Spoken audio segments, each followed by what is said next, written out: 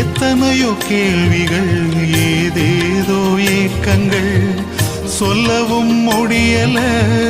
சொல்லி அழ யாரும் இல்ல எப்படி சொல்வேன் எல்லாவற்றையும் நீர் மாற்றி நீர் நிம்மதி தந்து நித்தம் நடத்தி வாழ வைக்கின்றீர்